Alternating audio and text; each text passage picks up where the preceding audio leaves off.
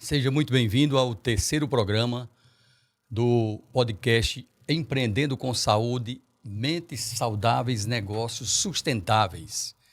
Hoje nós temos aqui uma convidada mais do que especial, que vai nos trazer algo muito interessante sobre saúde, né?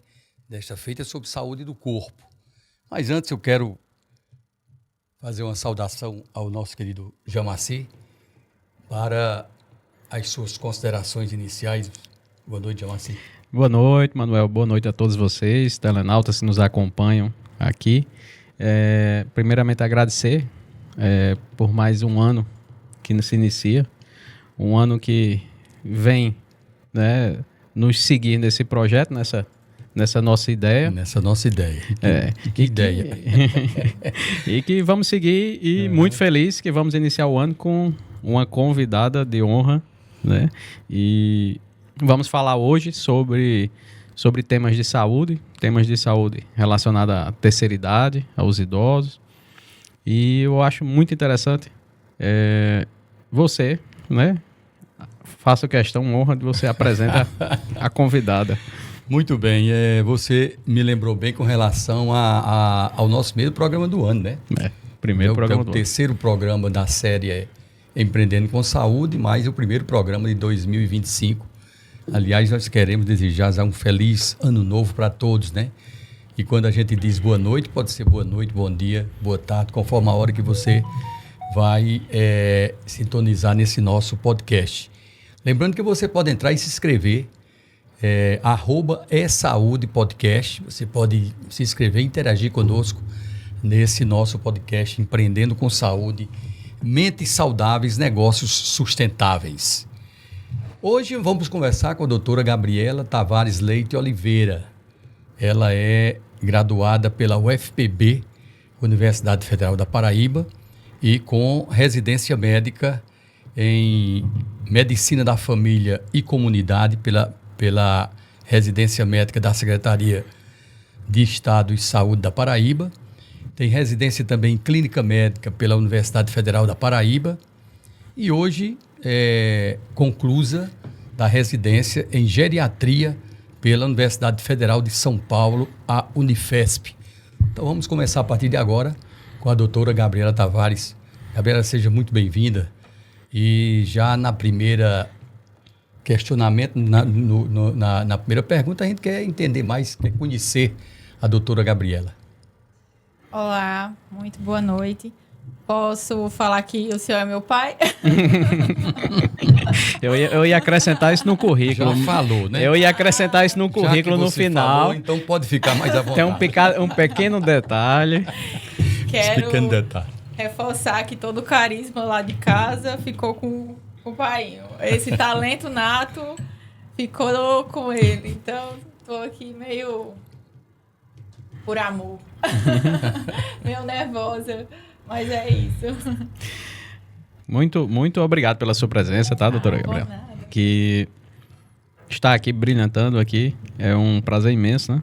E eu queria que você falasse um pouquinho para a gente, para iniciarmos, né?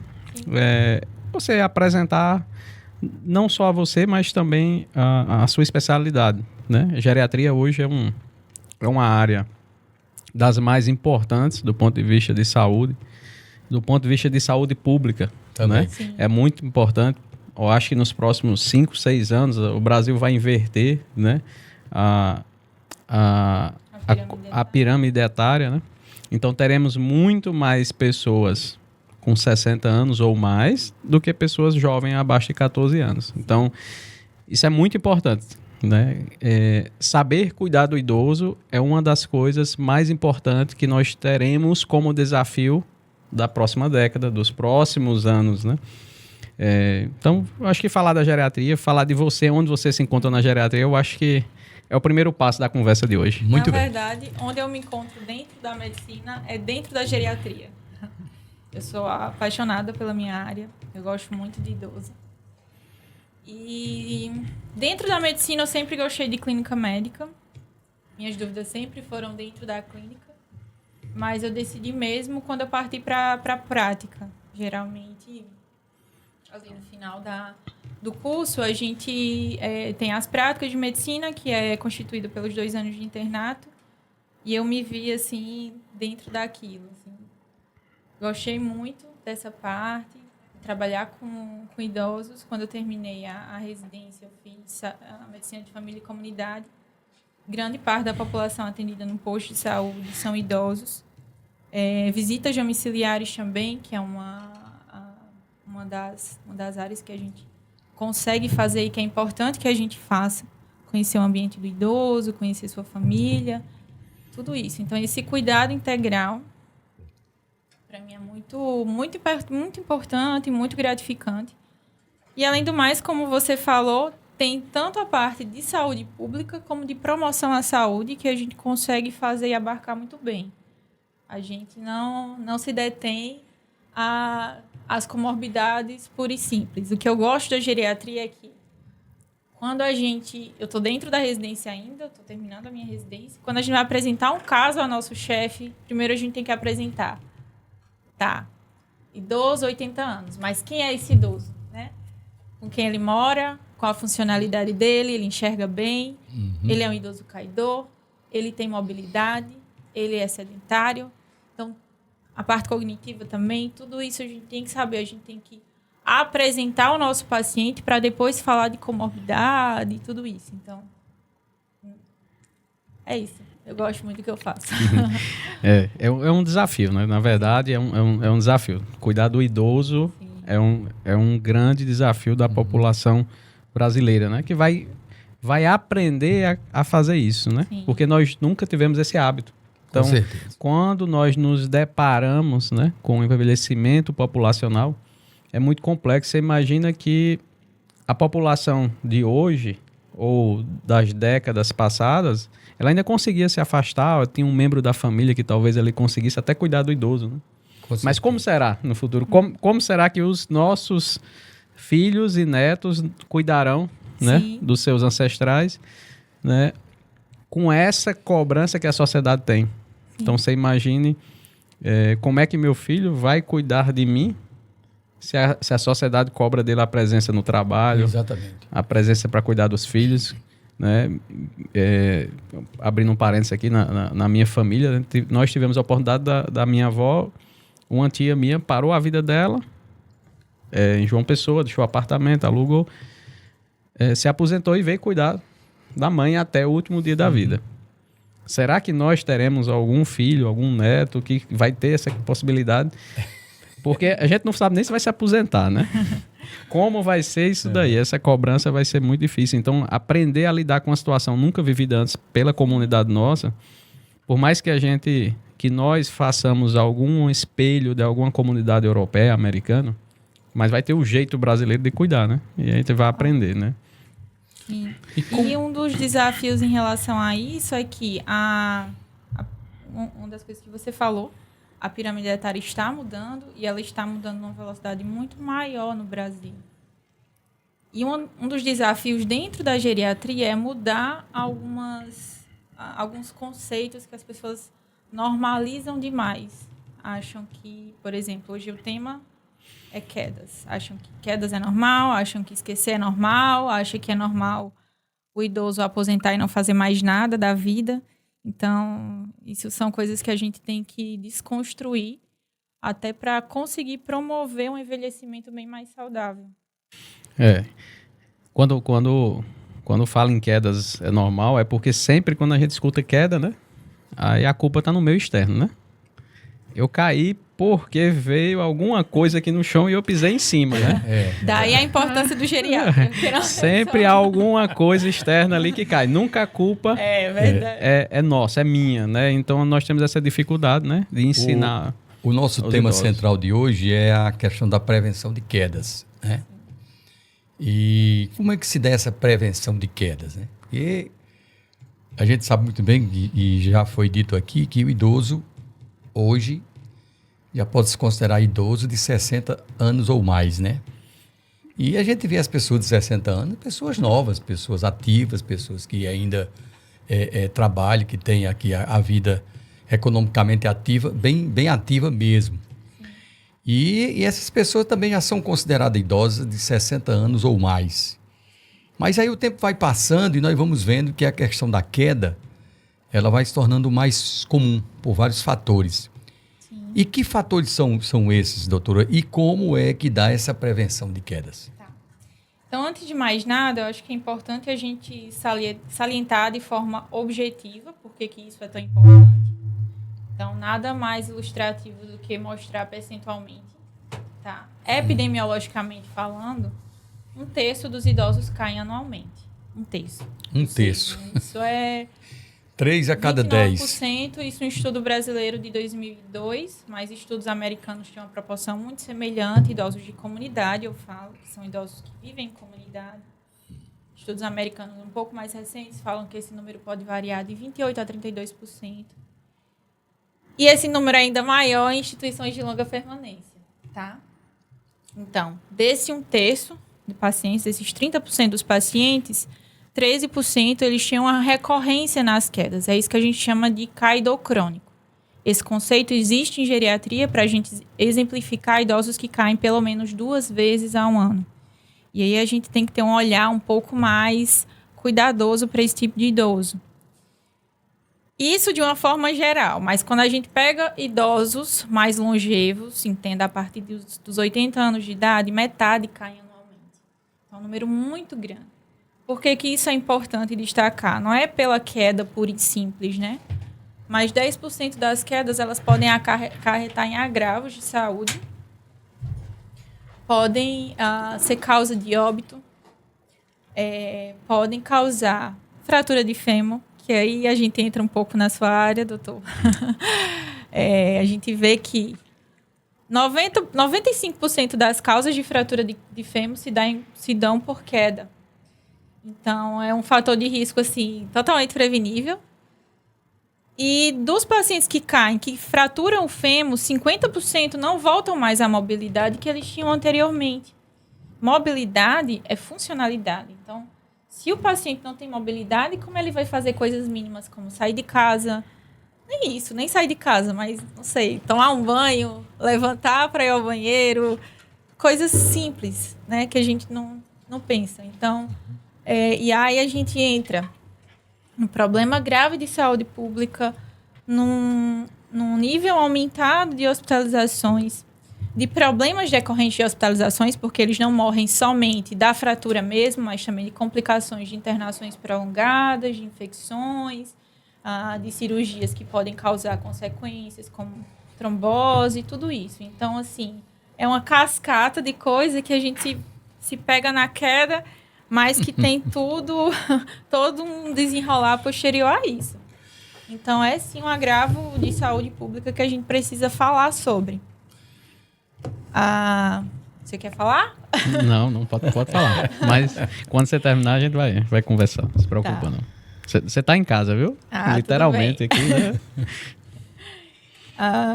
Então é isso, assim, a prevenção, então, dito isto, né? A prevenção ela é muito importante para a gente reduzir esse número. A maior importância é a prevenção.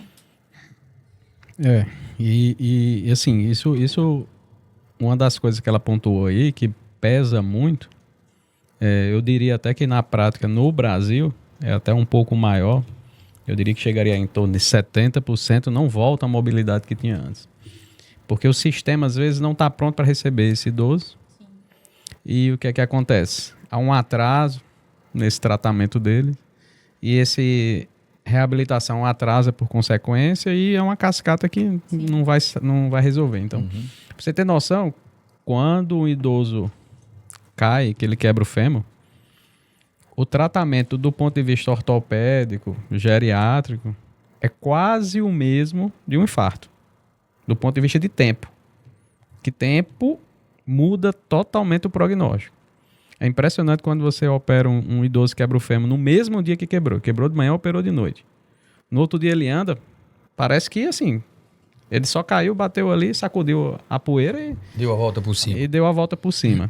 Quando você pega um idoso ali que passa uma semana esperando a cirurgia, quase não anda mais. Vai para o retorno quase 3 meses de cadeira de roda, mesmo você mandando andar no dia seguinte. Mesmo você tendo, né, o apoio da rede familiar e tudo. Então, assim, é uma coisa assim que só é possível acreditar quem vê, quem vivencia. Se eu contar isso aqui, ninguém vai dizer, não, é nada, um dia a mais, muda nada não. Mas muda sim. A perca de massa muscular chega ao quê? A quase 5% por dia acamado. Então você imagina todo dia você perder 5% da sua massa esperando uma cirurgia, esperando alguma coisa. Então chega uma importância tão grande a algum ponto que às vezes você tem algum problema clínico ali, desde que ele não seja tão grave, é melhor operar e depois resolver o problema no intra, no pós ali, do que pelo menos você ficar compensando. Não, ele vai ficar bom hoje, vai ficar bom amanhã. Porque a sensação que se tem é que o melhor dia para operar é o dia de ontem. É o dia de ontem. Quanto mais se arrasta, parece que fica pior, né? E é assim, você imagina o tanto de gente que morre com isso. Nós tivemos recentemente, né, no ano passado, agora em 2024, Agnaldo Raiol morreu de uma queda da própria altura, né? Salvo engano, foi traumatismo craniano, Sim. né? Mas são duas coisas que realmente alertam, né? É o trauma de quadril, de fêmur, e o craniano, que no idoso, assim, é drástico. Em qualquer pessoa, obviamente, é drástico, claro, né? Mas no idoso é uma população muito fragilizada que realmente preocupa muito, né? E pra gente... Quer falar? Eu só ia fazer um convite para você se inscrever no nosso podcast, muito fácil. Você pode se inscrever, pode participar também conosco no @esaudepodcast. Então você se inscreve, você participa, você interage com a gente nesse podcast Empreendendo com Saúde, Mentes Saudáveis, Negócio Sustentável. Porque a gente vê que quando você está com a mente saudável, geralmente você tem uma saúde integral. Conversando hoje com a médica doutora Gabriela Tavares, ela que é geriatra, e hoje está nos falando de um assunto muito importante dentro da geriatria, que é exatamente aquela prevenção de quedas nas pessoas idosas. Então, um tema muito interessante e muito salutar para que você fique até o final do nosso podcast de hoje. Sim. Pode continuar, doutora. Só ia destacar a importância de que a prevenção de quedas, ela inclusive é um indicador de bons serviços de saúde prestados tanto em hospitais quanto em instituições de longa permanência. Então, essas instituições que têm menor índice de queda, elas são consideradas melhores. Então, dito isto, queria destacar duas coisas. A primeira é que a queda, a gente tem que ter a noção de que é um evento sentinela. Ou seja, a gente sempre tem que buscar tudo que envolve a queda. Por que o idoso caiu? Tá? O que foi que levou a esta queda? Um evento sentinela. A gente tem que investigar tudo por trás. E aí entra a importância do geriatra em relação a isso. Queda não é normal. Não é normal cair. Então, antes de tudo, o que a gente deve buscar nesse idoso? Tá, deixa eu vamos lá. Antes de tudo, o que a gente entende por queda, né? O que é uma queda? Queda, a definição mais assim, simplificada que existe, é um evento não intencional em que existe uma mudança de posição inicial do indivíduo de um mesmo nível ou de um nível mais baixo. Por que é importante a gente destacar isso? Porque queda amparada, por exemplo, uma quase queda, a gente também deve levar em conta como uma queda. Ia caindo, mas não caiu porque tinha alguém sustentando. Então, tropeçou, mas tinha um banquinho ali do lado, conseguiu. Isso também a gente deve contar como queda. Outra coisa que é importante destacar. Qual o mecanismo da queda, né? O que envolveu aquilo tudo que levou o paciente a cair? Como ele caiu? Aonde ele caiu? Por quê? Porque uma queda dentro de casa, a gente já tem um olhar diferente para um idoso que cai na rua. Geralmente, o idoso que cai na rua é um idoso mais independente, é o idoso que tem mais funcionalidade, que ele sai. Um idoso que cai dentro de casa, a gente tem que se atentar para causas mais intrínsecas do próprio idoso, para um idoso mais fragilizado, que não sai tanto de casa. Que são só 70%, mais ou menos, né? Das quedas são dentro de casa, né? Dentro de casa. Sim. A gente vê o quê? Se precisou de ajuda para levantar, porque tem idosos que... Lá em São Paulo eu vejo isso um pouco mais, infelizmente. Tem muitos idosos que moram sozinhos, que não têm esse apoio familiar. Então, caiu, consegue levantar sozinho, perdeu a consciência.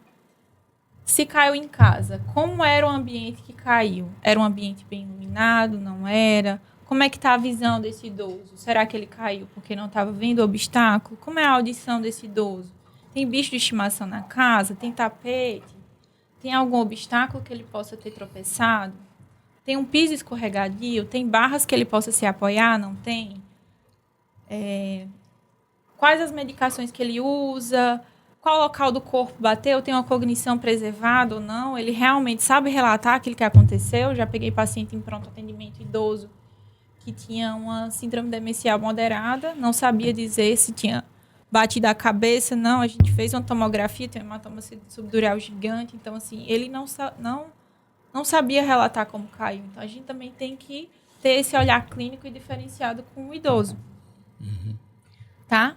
Então, faz parte da anamnese geriátrica sempre perguntar se houve queda no último ano, quantas vezes caiu e todas essas perguntas que eu já falei.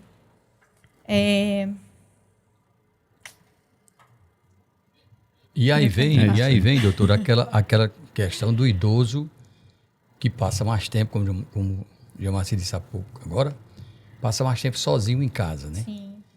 Porque pela própria força do trabalho, os familiares, né, Jamarci, não pode ficar tanto tempo com eles, né?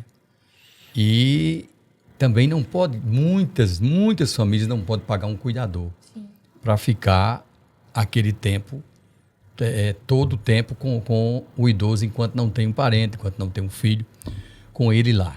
Então isso aí dificulta cada vez mais, porque nós estamos cada vez mais vivendo uma vida agitadíssima, as pessoas precisam sair de casa e também a gente vai vendo que cada vez mais idosos estão ficando cada vez mais sozinhos nas suas casas. Isso aí acontece exatamente essa questão dessas quedas por esses vários fatores que você disse aí agora. Mas tem uma pergunta aqui, o seguinte: quando levar ao pronto atendimento esse idoso? Muitas vezes ele diz, não, foi só uma quedinha, bati só com a cabeça ali, ou se não, bati só com o cotovelo, o joelho, e não precisa de médico não. Mas quando deve levar ao pronto atendimento esse idoso? Tá. A gente tem que ver o mecanismo da queda, primeiramente.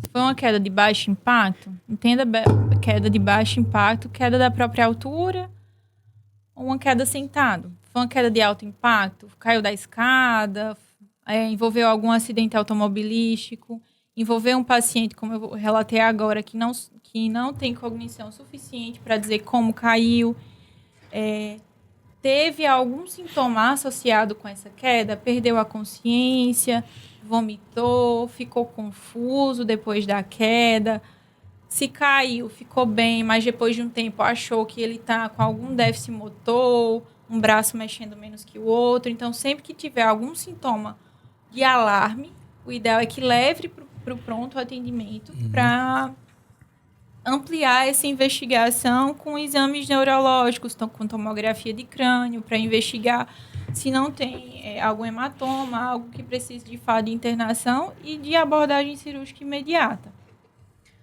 A questão das fraturas de fêmur também é importante, como o Dr. Jamarci já falou.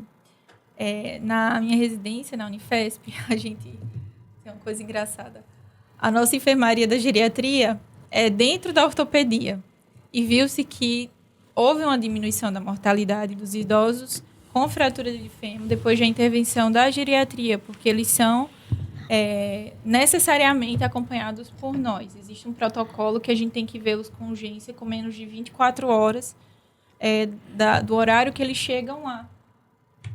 Para a gente tentar minimizar, assim, ver todos os fatores que envolvem a cirurgia, tentar otimizar o mais rápido possível e acompanhar o pós. A gente tem uma equipe multidisciplinar, com fisioterapeuta, nutricionista e tudo isso. Então, assim, essa parte também é importante.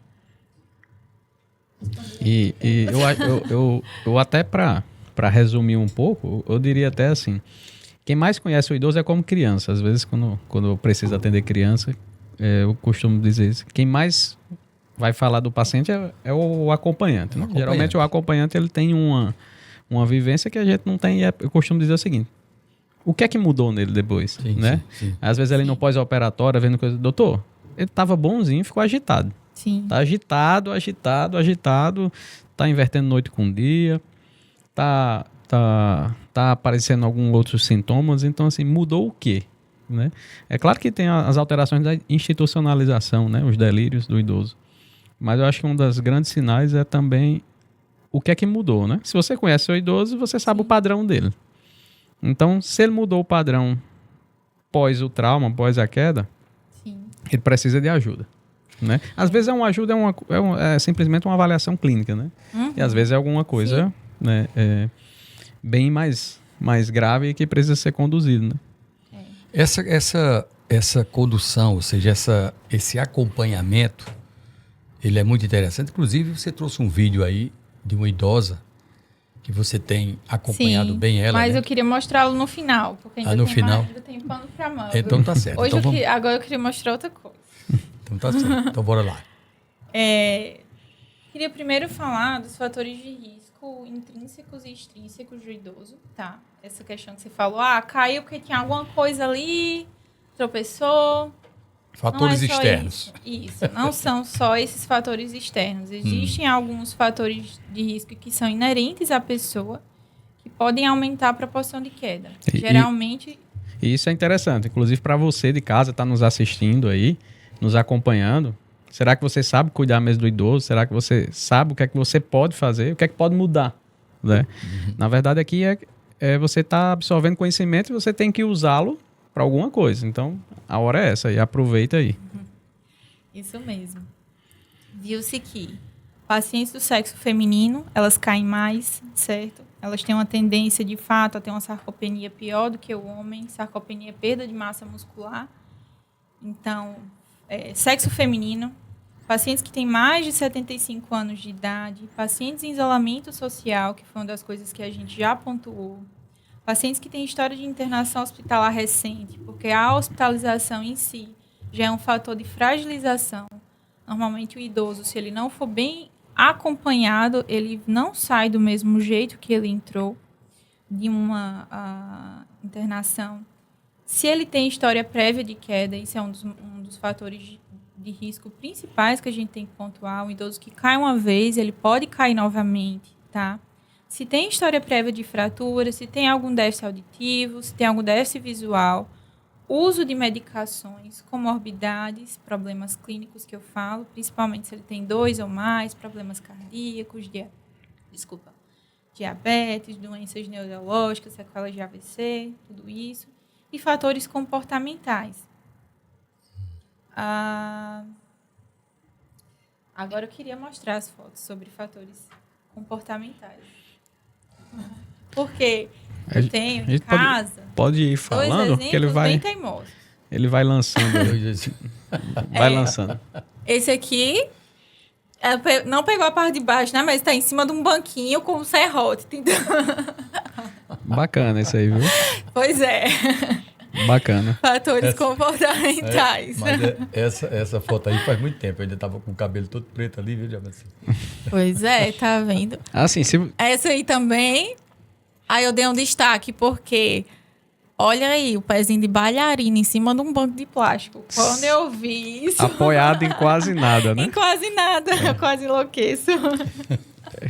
Eu acho que podia treinar bungee jump sem o elástico. Eu acho que era menos arriscado. Porque aí já tem certeza, né? Rapaz. Isso aí já entra dentro de fatores extrínsecos ambientais. Quando eu falo de fatores comportamentais... existem estudos que falam muito da impulsividade do idoso e entra mais em idosos institucionalizados. Essa questão de impulsividade, de achar que consegue fazer coisas que não consegue mais, de achar que pode levantar e dar vários passos, de normalmente ser impulsivo a ponto de não esperar um cuidador chegar para levá-lo ao banheiro, por exemplo. Então, está mais associado a isso. De riscos, de fatores extrínsecos, fatores ambientais, mostrei esse exemplo clássico aqui, mas aí você tem que ver os comportamentos de risco que podem envolver esse idoso. A gente costuma negligenciar, por exemplo, abuso de álcool, de drogas. A gente costuma negligenciar algumas coisas no idoso que não deveríamos, né?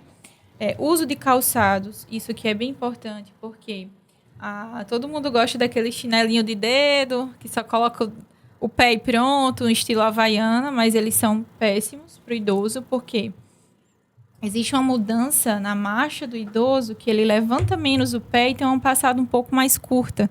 Então, esse tipo de calçado, ele pode aumentar o risco de queda, porque o idoso pode tropeçar no próprio calçado, ele sai, às vezes o idoso não sente, principalmente quando é um idoso que já tem algum problema, alguma polineuropatia, entenda assim, problema nos nervos, tem uma diabetes mais avançada, pode acontecer isso.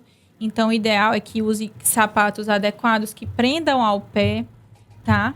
E se usa ou não dispositivo auxiliar de marcha, alguma órtese, se é um paciente que já tem uma sequela de AVC, se é um paciente que está usando bem o dispositivo de marcha, aqui entenda-se bengala e andador, tá? Que são dispositivos auxiliares à marcha, mas que tem alguns que começam a usar assim, de forma meio desordenada, às vezes a altura não está adequada, e acaba complicando e aumentando o risco de queda e não ajudando muito. É isso. A própria falta de atividade física, né?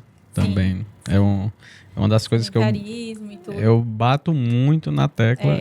E você precisa ver a felicidade deles quando eles conseguem fazer a academia. Sim. Eles chegam depois e falam assim, olha, mudei minha vida, doutor. Sim. Mudei minha vida porque antes eu tinha uma rejeição, tinha um certo, né, descrente, né, no que era academia, do como é que era, mas doutor, você precisa ver, ó, agora eu me abaixo, pego um papel, caiu no chão, antes eu me contorcia toda, pegava o papel com o dedinho e saía arrastando pro canto da parede e botava um pau ali, ia subindo e pegava. Hoje não, hoje eu me abaixo, então eu tô feliz, tô feliz. É aí que então... entra a mudança de mentalidade, né? Então que a demora, gente tem que né? tem que mudar muitas coisas, porque entra em hábito, entra em ajeitar também a alimentação. Atividade física não é fácil para quem está começando, é dolorido, mas quando a gente vê o resultado a longo prazo, é tudo uma mudança de mentalidade, por isso que dá um pouco de trabalho, mas dá resultado. E na verdade tudo joga contra, tudo joga para ele cair, na verdade é isso. Nós é que não entendemos isso, que você imagina... Sim. O idoso vai ter, né, em algum grau, mais ou menos, algum déficit visual, né? Alguns se acostumam com aquele déficit visual da catarata e aí, quando vem notar a perca visual, já tem muito, né? Já tem a questão também da audição, né? A audição, né? Aí acabam se tornando, pela baixa, né, acuidade visual e auditiva, eles acabam meio que se excluindo do meio. Sim. Então as pessoas acabam deixando de se socializar, de ir para a igreja, para o culto que ele gostava, de frequentar algum lugar, porque lá ele vai sentir um obstáculo, vai atrasar a vida de alguém. E isso veio pro idoso, igual veio uma prótese de joelho, uma prótese de quadril, que as maioria chegam para mim e falam, doutor, mas eu tenho 80 anos, não compensa mais operar, deixa eu ficar com dor mesmo. Eu falei, mas que sentença é essa que ele deram aqui? O que foi que aconteceu? Sim. Eu já operei com 92, 93. Isso é muito bom escutar isso. E assim, eu até costumo brincar, dizer que, olha, igual a cirurgia de catarata, igual o aparelho de ouvido tá pro idoso, tá a prótese de joelho, a prótese de quadril. Tá para lhe dar liberdade para você ir com seu netinho no parque, dá para você dar uma volta. E consigo até que elas entram em atividade física, né? Depois passador, elas começam a meio que se libertar, entendem um pouco o que é que está acontecendo. Mesmo que fique ali uma dor residual, elas, né, costumam ter um nível de satisfação muito grande, né? E uma coisa que eu bato muito é a força muscular. Hoje, então, uma das coisas que eu mais faço é academia. Convenço quase todas, exceto aquelas que não tem jeito mesmo, né? Que você não tem jeito aí. Mas mesmo aqui não tem jeito, quando volta eu puxo a orelha. Então, eu entrando assim nesse assunto, que é bem importante, é um dos principais mecanismos que a gente usa de fato para prevenção de quedas. Quero ressaltar assim que não é só o fortalecimento muscular em si. Os estudos mostram que exercícios multimodais são importantes. O que são isso? Exercícios que foquem em basicamente tudo, principalmente equilíbrio, força e marcha. Esses são os principais. não é para fazer uma coisa só, tá? Então, tem que ter sempre uma partezinha de cada. Sabe quando ela fala em equilíbrio, é como se fosse mais ou menos aquele treino funcional. Não sei se você já viu aquele pessoal trabalhando com cone, né, com bambolê, que você tem que pisar num, pisar no outro, se abaixar, fazer uma curva, mudar de direção, agachado, mudar de direção em pé, numa certa velocidade. Seria mais ou menos isso que ela está dizendo, de equilíbrio, tá entendendo? Fazer aquele... Seria como fosse um treino funcional. Seria mais ou menos como fosse um treino funcional, só que, claro, né, o educador físico está mais do que apto a fazer isso, né? Junto com o fisioterapeuta, dependendo da necessidade de cada um. E isso é importantíssimo mesmo. Assim, você não tem noção como isso faz a diferença na vida de um idoso, né? E força muscular, academia, o idoso, eu acho que não é para ele, isso é um mito, assim. Não. Eu vejo idosos que associam muito a atividade física à caminhada. Caminhada é um péssimo exercício para idoso, porque pode aumentar o risco de perda de peso. Às vezes eles andam em calçada irregular, andam numa velocidade que não é suficiente para gastar energia ou para ganhar energia. Então, o acompanhamento é necessário e profissionais da área da saúde, não falo só médico, que estejam habituados a lidar com esse público, é ideal que eles estejam dentro do cuidado. Assim. A geriatria é uma especialidade que depende de muitos outros especialistas. A gente depende muito do fisioterapeuta, a gente depende muito do nutricionista, do educador físico, do assistente social, a depender dos problemas que eles têm em casa. Mas, assim, a gente precisa muito do olhar desses outros profissionais. Agora a gente consegue entrar no vídeo que eu trouxe. Deixa eu só pontuar uma coisa que eu acho que é importante também. Os estudos mostram que a idade, que o ideal da idade para você iniciar, para realmente reduzir risco de queda, é com menos de 75 anos de idade. Então, aí entra a importância da promoção à saúde. Se você começa a se exercitar com 60 anos, é melhor do que com 70. Se você começa com 50, é melhor do que começar com 60. Quanto mais cedo começar, melhor. Claro que acima de 75 anos a gente também vai ter benefício. Os vídeos que eu trouxe foi da minha avó, ela tem 88. Mas quanto mais cedo você começar, melhor.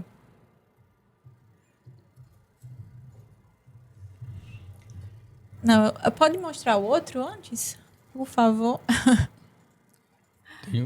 Tem um anterior. Essa daí é ela. Esse vídeo foi de março, tá? Ela não consegue levantar da cadeira sem apoio. Ela não fazia nenhum tipo de exercício. Minha avó tem uma osteoartrose generalizada, principalmente em quadril direito e joelhos. E assim, ela tinha bastante dor. E ela realmente não consegue levantar da cadeira. Ela não tem força. E aí, eu tenho vários colegas dessa área, a equipe multiprofissional da minha residência, ela é muito boa. Pedi socorro a uma fisioterapeuta, mostrei esse vídeo a ela, a gente fez outros testes de marcha, fiz alguns outros testes de caminhada com minha avó, mandei para ela e ela montou uma cartilha de exercícios em casa mesmo. E aí, esses dias, consegui repetir alguns testes com ela. Ela está fazendo em casa 3 dias por semana. E essa é minha avó agora. Consegue levantar bem direitinho, sem apoio. Claro que essa bancada é um pouco maior, né? Um pouquinho mais alta, assim.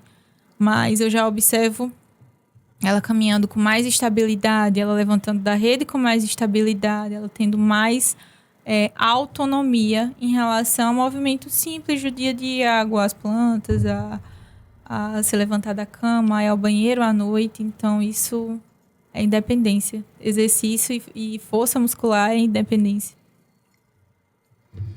Então tá aí. Você pode participar do nosso podcast também, o nosso podcast Empreendendo com Saúde, Mentes Saudáveis, Negócios Sustentáveis. Hoje conversando com a doutora Gabriela Tavares Oliveira, ela que é geriatra, e nos falando de um assunto muito interessante para todas as famílias, que praticamente todas as famílias têm um idoso, tanto quanto tem uma criança, né, Marcinho? Então certeza. Aí a gente tem que cuidar especialmente desses idosos. E hoje nós estamos falando sobre prevenção de quedas. É exatamente aí onde a gente tem que dedicar um tempo muito interessante a esses idosos, no acompanhamento e fazendo o máximo que a gente puder pelos nossos idosos. É porque é um desafio de todos os aspectos, né?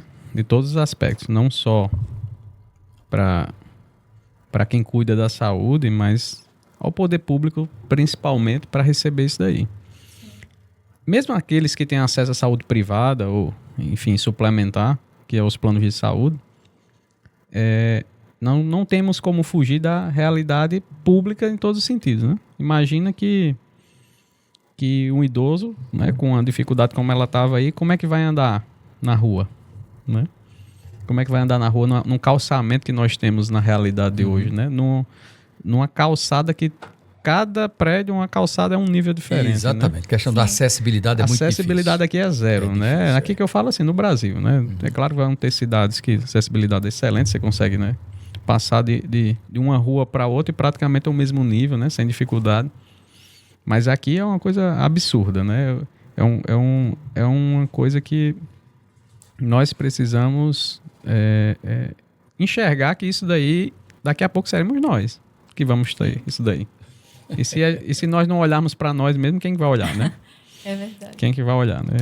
É interessante isso. Temos que começar desde cedo com a prevenção. E aí é importante destacar que, além dos exercícios físicos, o que a gente pode fazer a mais, né? A parte de visita domiciliar, que eu falei anteriormente, é importante porque você entra no habitat daquele idoso e você vê coisas, você tem um olhar clínico de ver coisas que, às vezes, a família não percebe.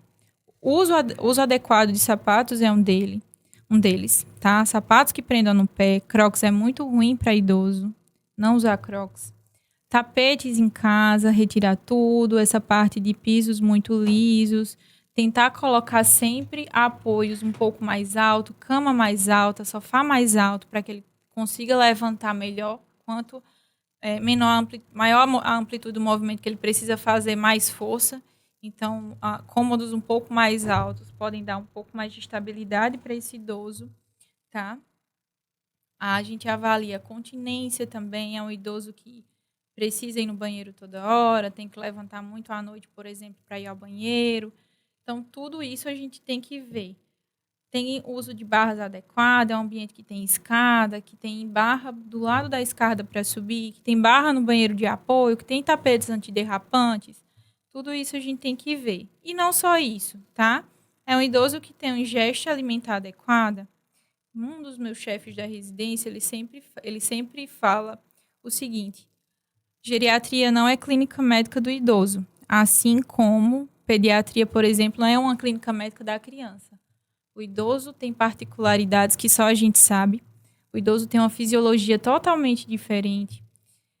Até a quantidade de proteína no dia que o idoso necessita é maior, tá?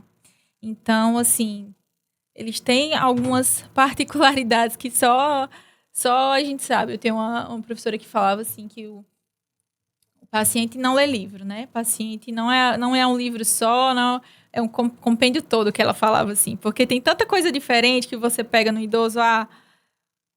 Baixou o nível de consciência, pode ser o quê? Uma infecção, pode ser um infarto, pode ser um AVC, pode ser qualquer coisa.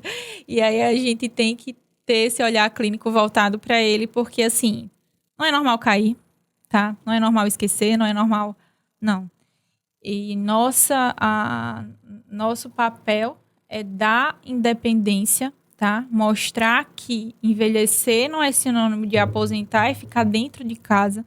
A gente pode ter qualidade de vida, sim, sendo idoso, mesmo tendo que mudar totalmente o nosso estilo de vida, não tá trabalhando mais, agora, sabe? Então, tem muita coisa que a gente pode fazer quando a gente volta nosso olhar para esse paciente, quando a gente particulariza. Acho que é isso. Nós estamos entrando agora num ano de troca de gestores, né? Então, é uma reflexão que fica. Você, gestor, que escutou tantas dificuldades que tem num quadrado chamado de casa, você imagina a rua. Sim. É verdade. Você imagina a rua. O que é que você faz para que esse idoso saia desse quadrado que chamamos de casa e vá para a rua e tenha acesso à rua, né? Então, o que é que você faz? Será que não é hora de você pensar mesmo na calçada que você vai andar quando tiver mais velho? Eu acho que nós precisamos de uma reflexão ao escolher nossos gestores para que eles pensem nisso também. Claro. É por isso que é um problema público, né? Não só de saúde pública, mas de infraestrutura pública, de ter parques, de ter ambientes que recebam esses idosos, né? Afinal, são pessoas que exploram esses ambientes de forma diferente, igual quando você vê um parque com mais crianças, né? Você vai ver que eles usam aqueles recursos públicos de maneira diferente, eles exploram diferentes. Então, eles não querem aquele ambiente que tem música alta, eles não querem aquele ambiente que tem todo um entorno, né, que vá desagradá-lo do ponto de vista de social, da audição, da visual. Então, quanto é que a gente está fazendo disso, né? Então, acho que compensa essa reflexão para saber quanto nós estamos pensando no nosso envelhecimento. Nós temos que começar a pensar hoje, afinal, né, em termos de estrutura pública, isso leva anos, se não décadas, né, para acontecer. Então tá aí, um recado para vocês prefeitos que acabaram de assumir nas suas prefeituras e também para os que se reelegeram também, né? Certeza. Que vão ficar velhos também. Que vão ficar velhos também. É melhor que fique velho, né? Porque se não ficar velho, é porque morreu cedo. É uma reflexão muito interessante porque nós vemos aí as calçadas do nosso Brasil são calçadas realmente que não são recomendáveis para os idosos. E sem falar os outras áreas de infraestrutura pública, não só calçada. Um cemitério público. Cemitério público é um verdadeiro desafio para você andar. Eu fui vítima. Eu não sei se eu já lhe contei. Eu fui ao cemitério público fazer uma visita ao túmulo do meu pai, caí, torci o tornozelo, não consegui mais andar. Foi preciso o carro entrar para me pegar, o tornozelo emaciou, inchou, ficou roxo, não consegui pisar e foi uma situação extrema, que é um verdadeiro desafio para você chegar lá no final. Então, falta planejamento, né? Falta planejamento. Né? A saúde, claro, nós entendemos, nós falamos, né? Nós entendemos que estamos longe, né? Eu costumo brincar que aqui nós estamos há 50 anos atrasados, comparado ao Brasil, comparado aos países de primeiro mundo, em termos de acesso à saúde realmente pública, né? Que, claro que a saúde privada tem muito bem. Nós temos ainda um acesso, uma tecnologia ainda muito próxima, né? Mas do ponto de vista de saúde pública é muito complexo, nós estamos muito atrasados ainda do acesso. Existe, é claro, as ilhas de excelência, né? Como tem alguns espaços de excelência em São Paulo, Rio de Janeiro, enfim, nas grandes capitais tem, né? Mas a realidade não é bem essa, né? Não é bem essa. Em alguns pontos, né? Mas assim, eu acho que o que a gente pode tirar da geriatria, tem um colega que falava que a geriatria é uma filosofia, assim. Não é especialidade médica, mas se a gente tiver o olhar para esse idoso que a gente tem em casa e a gente vê como ele está envelhecendo, a gente pode entender aquilo que a gente precisa para envelhecer melhor. E isso também é uma mudança de mentalidade que é necessária, extremamente necessária, porque as coisas estão mudando muito rápido. E, de fato, as famílias estão tendendo a ser menores, a gente está tendendo a ficar um pouco mais só. E essa questão de funcionalidade é muito importante. É muito importante. Existem estudos da OMS que mostram que foram estudados 5 pontos.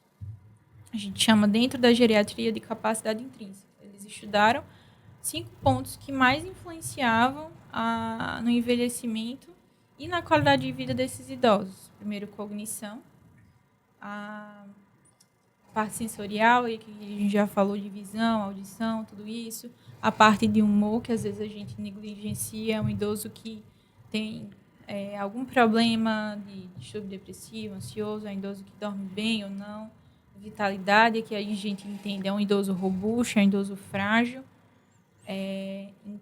E a parte locomotora também. É um idoso que anda sozinho, é um idoso que precisa de um dispositivo de imagem. Então, veja, são coisas que a gente pode negligenciar, mas que são simples e que vão trazer, de fato, uma independência e uma qualidade de vida muito grande, né, para aquele idoso. Então, o idoso não é só, tem 80 anos.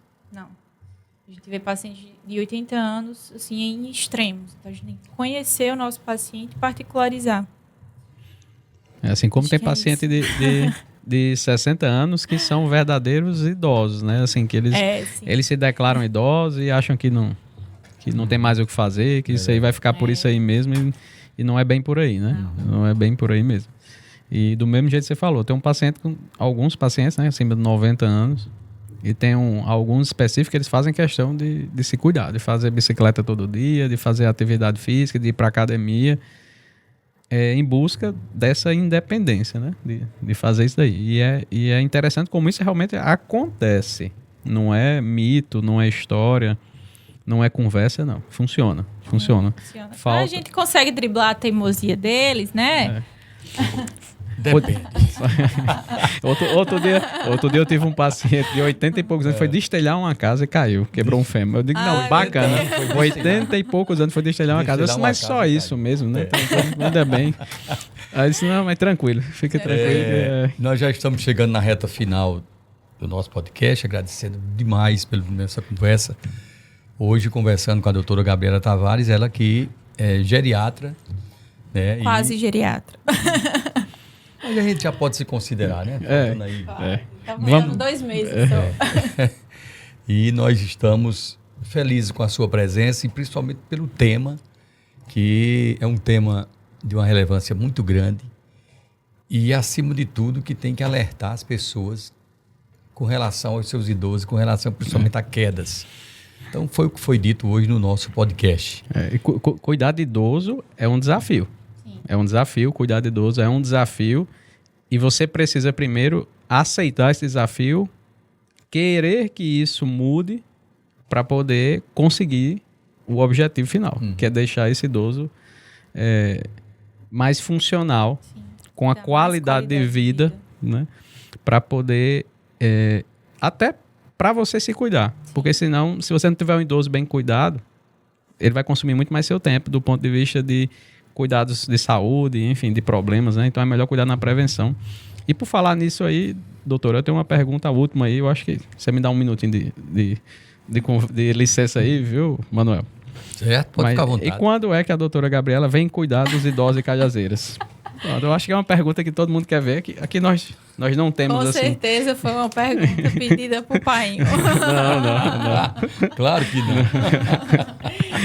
Eu termino em fevereiro minha residência, quero muito voltar, mas a princípio eu tenho plano de fazer uma especialização em São Paulo ainda, na parte de neurocognição, que eu acho que é uma área que está crescendo muito dentro da geriatria. E, às vezes, principalmente aquela parte inicial, né, de diagnóstico e tudo, de síndrome demencial, a gente deixa muito por conta do neurologista. Mas que a longo prazo, com perda de funcionalidade e tudo, o idoso consegue ter um olhar numa melhor gestão de cuidados. Então, eu queria voltar, assim, um pouco mais... Então, resumindo, você vem daqui a pouco, não é agora. Não é agora. Ela vem daqui a pouco, então. Se tudo der certo. Se não... vai procurando outros caminhos, Deus vai mostrando, mas já tenho alguns planos de voltar aos poucos, de tentar começando a atender aqui. Eu gosto muito da minha cidade, eu acho que a gente tem muito a crescer. Sim, isso é muito bom. Pois, desde já, seja bem-vinda novamente. Muito obrigada. Muito obrigado mais uma vez, doutora Gabriela, e um tema muito interessante. Obrigado a todos vocês que ficaram conosco até agora. Lembrando que o nosso podcast você pode também passar para as outras pessoas. Muito fácil você se inscrever na nossa página, @saúdepodcast, participar conosco do nosso podcast Empreendendo com Saúde, Mentes Saudáveis, Negócios Sustentáveis. Agradecendo aqui ao nosso querido Léo, agradecendo aqui a doutor Jamarci Moreira e principalmente a nossa médica geriátrica, doutora Gabriela Tavares de Oliveira. Valeu? Muito obrigada, gente. Obrigado.